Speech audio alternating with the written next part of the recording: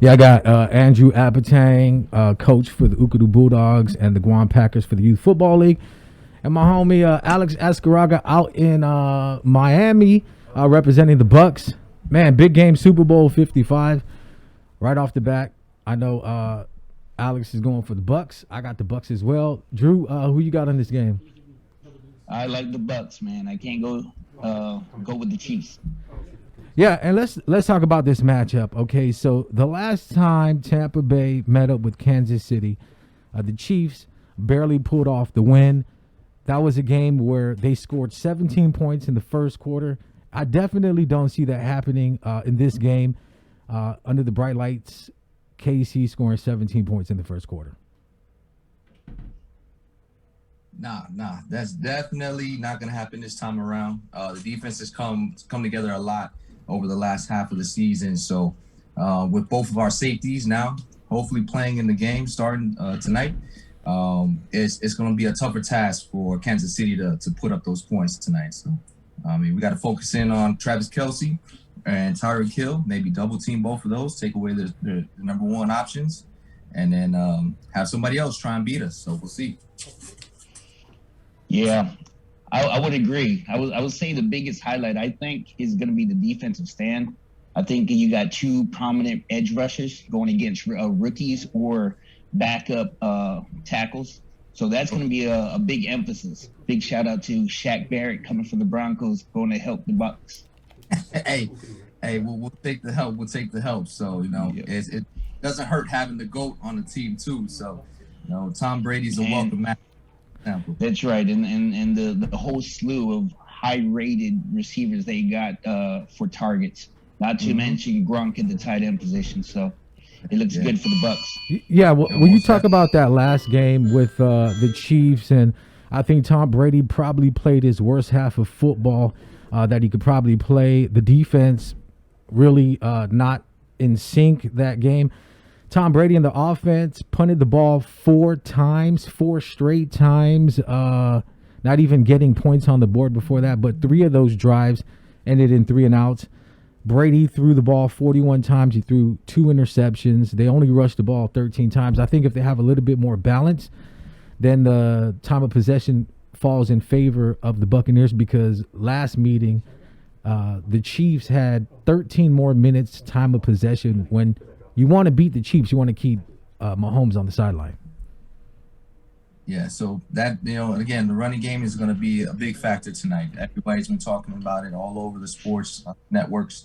But, if Ronald Jones and Leonard Fournette are both feeling good tonight, get their carries in, and the O-line does its job, this time of possession is going to be a huge factor. And Tom Brady knows how to take care of the ball. But if he's forced to do some things down the line, it's going to change some things up for Kansas City. So we'll hopefully hold the ball running it good tonight. We're going to need it.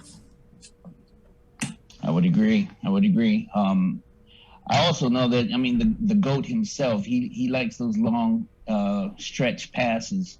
But I think this year he's actually learned to appreciate the little dinks and dunks that he's used to with Wes Welker. So I think also to complement the defense, stopping the Chiefs and kind of holding them to either 3 points, because you can contain them, right? And that's the hope.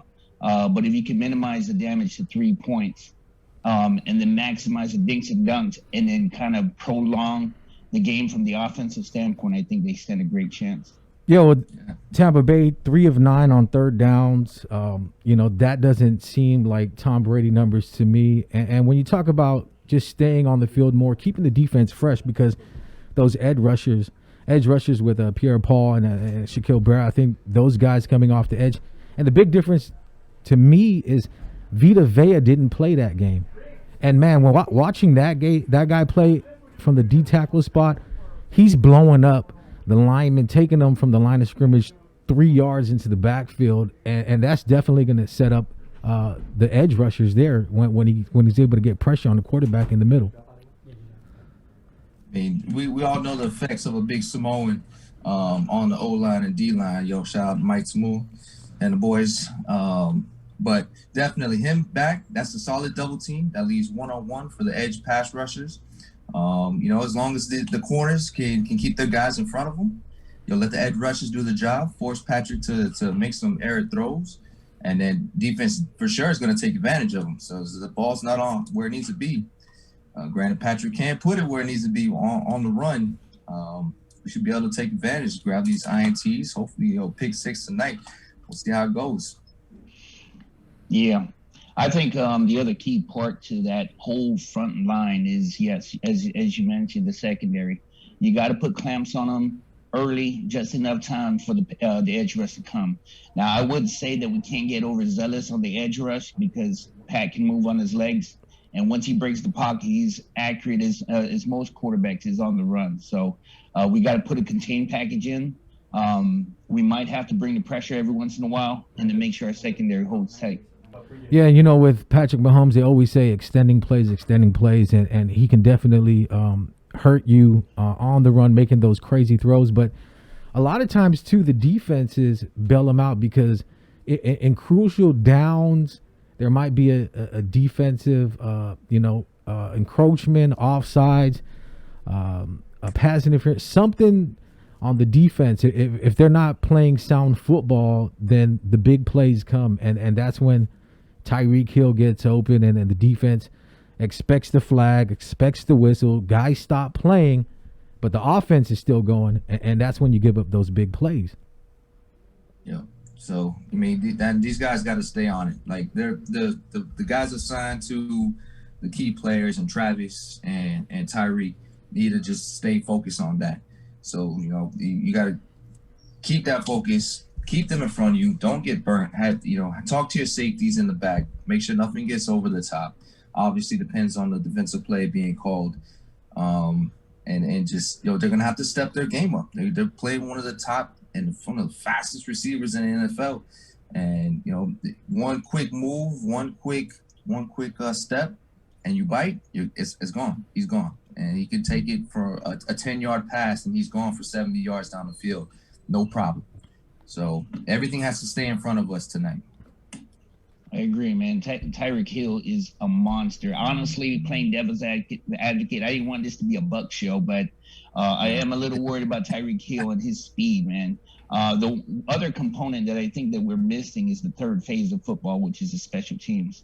I think that in itself, the beginning portion of it, getting good field position early, and then, the laser speed of their returner is something to be, taking notice. And so we got to also put clamps on that because, what's the strategy if you keep Mahomes on the sideline, but your returner is taking it all the way to the house? So we got to lock that down as well. Yeah, you talk about field positions and making sure that you do start, your possession, hopefully, not too deep in your own territory. And that's the big key right there. You talk about special teams, and it's Jaden Mickens.